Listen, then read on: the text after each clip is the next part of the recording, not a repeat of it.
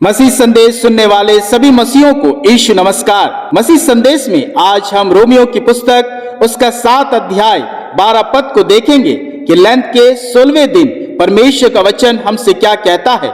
Romeo की पुस्तक उसका 7 अध्याय 12 पद, इसलिए व्यवस्था पवित्र है और आज्ञा भी ठीक और अच्छी है। मेरे प्रियो, पौलुस प्रेरित कहते हैं कि जब तक मनुष्य जीवित रहता है तब तक उस पर व्यवस्था की प्रभुता रहती है, क्योंकि पहला मनुष्य आदम के द्वारा पाप आया, और जब पाप आया तो व्यवस्था आई। पहले व्यवस्था नहीं थी, मृत्यु भी नहीं थी, परंतु परमेश्वर की आज्ञा ना मानने के कारण उसकी आज्ञा पाप के कारण व्यवस्था में बदल गई, और जब व्यवस्था प्रकट हुई तो पाप के कारण मृत्यु भी प्रकट हुई।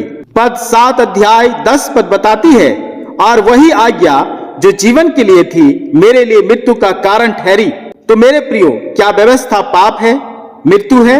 नहीं, कदापि नहीं। पौलुस रोमियो की पुस्तक उसका 7 अध्याय 7 पद में कहते हैं कि वरन बिना व्यवस्था के हम पाप को नहीं पहचान सकते, क्योंकि व्यवस्था यदि ना बताए कि लालच मत कर, तो हम लालच को नहीं जानते कि लालच एक पाप है। इसलिए मेरे प्रियो, व्यवस्था अच्छी और पवित्र है, क्योंकि व्यवस्था पाप की पहचान करवाती है।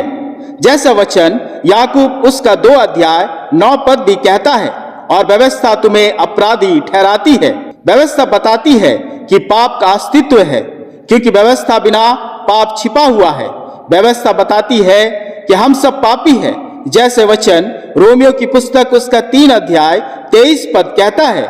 इसलिए सब ने पाप किया और परमेश्वर की महिमा से रहित है।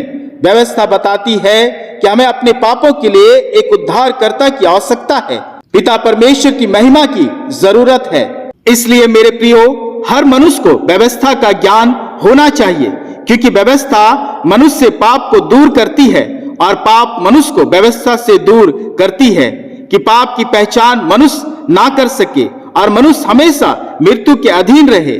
पर मेरे प्रियो, पौलुस कहता है व्यवस्था पवित्र है, क्योंकि व्यवस्था ही बताती है कि मृत्यु मनुष्य का अंत नहीं, क्योंकि आदम के द्वारा पाप और मृत्यु आई, परंतु मसीह के द्वारा जीवन आया।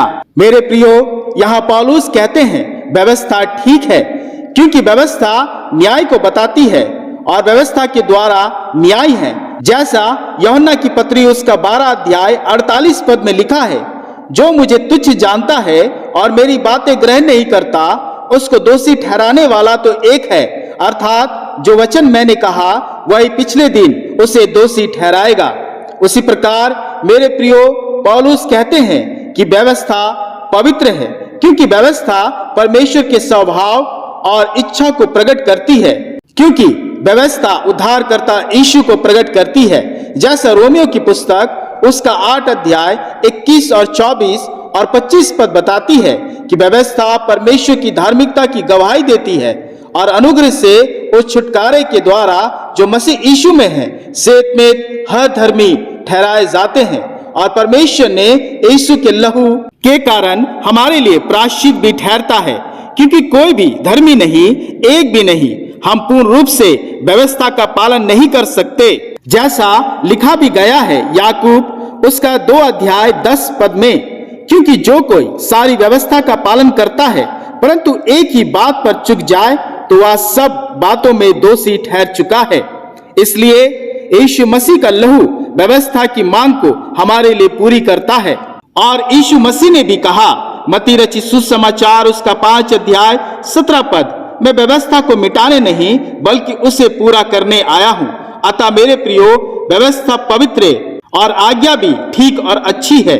इसलिए व्यवस्था को पढ़े ताकि पाप की पहचान हो, वास्तविकता का ज्ञान हो कि हम सब पापी हैं और महिमा से रहित हैं, और हमारे पापों के लिए, व्यवस्था से छुटकारे के लिए, मृत्यु से छुटकारे के लिए विश्वास से मसीह के लहू से धोए जाना हर मनुष्य के लिए आवश्यक है, क्योंकि व्यवस्था से कोई कभी धर्मी नहीं ठहर सकता, पर हाँ, व्यवस्था से पाप की पहचान होती है। जैसा वचन रोमियो उसका 3 अध्याय 22 पद कहता है, क्योंकि व्यवस्था के कामों से कोई प्राणी उसके सामने धर्मी नहीं ठहरेगा, इसलिए कि व्यवस्था के द्वारा पाप की पहचान होती है। इसलिए मेरे प्रियो, हम व्यवस्था को पढ़े, भूले ना, ताकि आशीष पाए। जैसे याकूब उसका 1 अध्याय 25 पद कहता है, पर जो मनुष्य स्वतंत्रता की सिद्ध व्यवस्था पर ध्यान करता रहता है, वह अपने काम में इसलिए आशीष पाएगा कि सुनकर भूलता नहीं। प्रभु इस वचन के द्वारा हम सबों को बहुतायत से आशीष दे। आमीन। आइए अपनी आंखों को हम बंद करें और व्यवस्था के प्रभु से प्रार्थना करें। हे पिता, धन्यवाद देते हैं आज के वचन के लिए कि तेरे अनुग्रह के कारण ही हम मिट नहीं गए।